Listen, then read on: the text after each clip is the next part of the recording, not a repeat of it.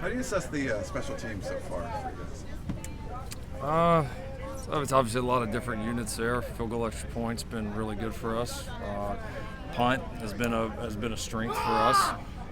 Kickoff has been we've had some good games, had some bad games. They were, a big part of the reason we won at Oregon State. We've had 2 games here as of late where we haven't played the level we need to on kickoff. Field position hasn't been very good.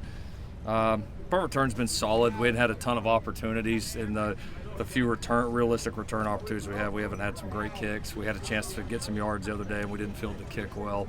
And then kick return up to this point has been a disappointment. So I think I ran the gamut there. Yeah. What do you recall from Coach Eric Morris?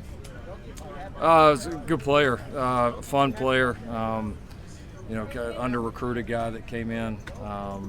But was a smart player. No shock to see that he's coaching. He comes from a coaching family. His dad was a really good coach. Very athletic family, and just a very tough, dependable player.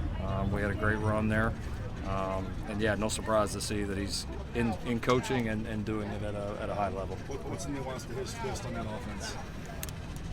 Well, I think he's done a good job of marrying it to what the quarterback does well, and he's got a good player there. He's obviously been able to have some continuity with this guy, and you see that, Eric's a smart enough coach. He's got an understanding of what his guy can do well and how can he maximize on those strengths. So, he does a good job. Looks like he gives this guy some freedom to use some of his natural-born athleticism to make plays, and it's a good system. It's a tough system to stop with that combination of what they run and the quarterback making it go. Where does Justin Edich stand at the start of the week? He's better. I mean, he's better. It was good that we were able to hold him. Where that leaves us, we'll see. I mean, we'll keep evaluating them throughout the week. We're trying to be smart. I mean, obviously we'd love for him to be able to play, but then the flip side of it is we got a lot of season left. And you got to be smart with him. And obviously, if he's not out there, it's not just he didn't break a toenail. So yeah. I know there was some question about just generally the depth on the offensive line as the season started. How are you feeling just in general about that situation? Well, I like some of the things we've done behind the scenes. I feel like some of those guys, are developing. Gino being able to come in there and play for us was a big deal. I feel like Mason, Millick, some of those guys behind the scenes, Cooper. I feel like some of those guys are really getting better and improving. So, I think we're in a good direction. Lucky thing is we've stayed in terms of we've had some of the deals with some of the guys that play, but in terms of the backups, we've stayed pretty healthy. So behind the scenes, that you guys haven't seen it all. Behind the scenes, they've been able to get a lot of reps, and they're taking advantage of those. Wazoo's second nationally in tackles for loss. What do they do that makes them so effective there, and what's the message to the O-line this week? They do a lot like what our defense does. They're aggressive up front. They move enough to cause you problems. They're single gap, very vertical, they're very and then they're also linebackers are very, very active. Safeties are active. I mean they fly around and cause a lot of havoc and do a really nice job of it. So. Yeah, I mean, you got to be on your game assignment-wise. You got to understand that, this game can look a lot different than, Arizona State, which was, a little bit more of a, I wouldn't say pro style, but a little bit more of a two-gap type system at times. And so, it's a challenge, right? Your mistakes are going to be TFLs against these guys.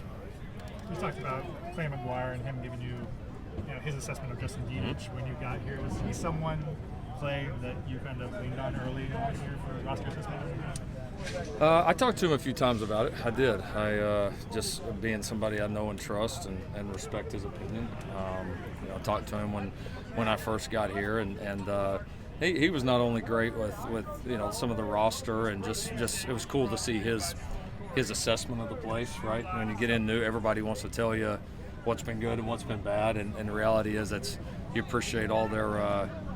You appreciate everybody's want to help, but you don't trust any of them because you haven't been in the foxhole with them. I've been in the foxhole with Clay, and I know what kind of coach he is, what kind of person he is. So gives his assessment not only the roster, but just, living here and just, so much. Like he was very, very helpful, and he's a great friend. I got a lot of really good friends on that sideline. Obviously, Caleb showed a lot of ability to escape in terms of scrambling, but any concern that he's maybe scrambling a little too much?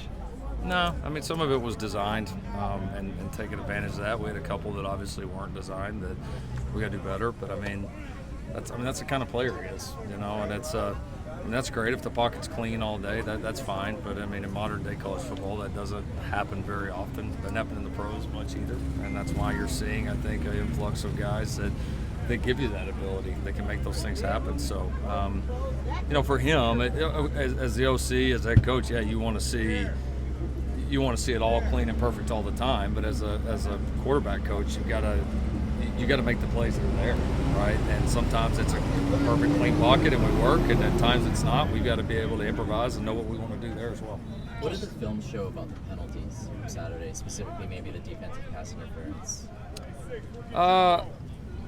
A couple that were absolutely the right call, where we got too handsy.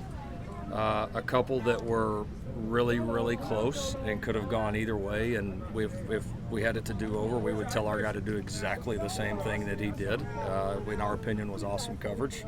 And that's part of it, right? Those bang plays are going to go your way sometimes, right? The flip side of it was I thought, you know, the pass interference they called on the deep ball to Addison that we slightly underthrew. I mean, that wasn't pass interference probably, right? And again, I'm not saying it's wrong. It's just those are bang plays. You're going to get some that go your way, some that not. What you can't have are the egregious ones where we get out of position or we just totally abandon our technique. And we had, I think, 2 of those that really showed up that we got to be better on. Was that one of the reasons why Courtland Ford would come back in the game after what we call was it that egregious? No. Honestly, that one wasn't. You know, no. We felt like Bobby at that point through the half was playing just a little bit better, and so we made the decision to stick with him and then to just see how the half played out. And we got on kind of a run offensively, and we just stayed with him. So, no, I've been in enough of these. Early in my career, if a guy had one bad play like that, I probably would have yanked him and not put him back in just on emotion. Like, I'm not going to yank a guy off one play, you know, especially a guy that's playing a lot of snaps for us. And Cortland's played a lot and is a good player, and he's getting healthier and better as he gets back. So he'll continue to be a big part of it. Thank you, Coach Riley. All right, thanks. He called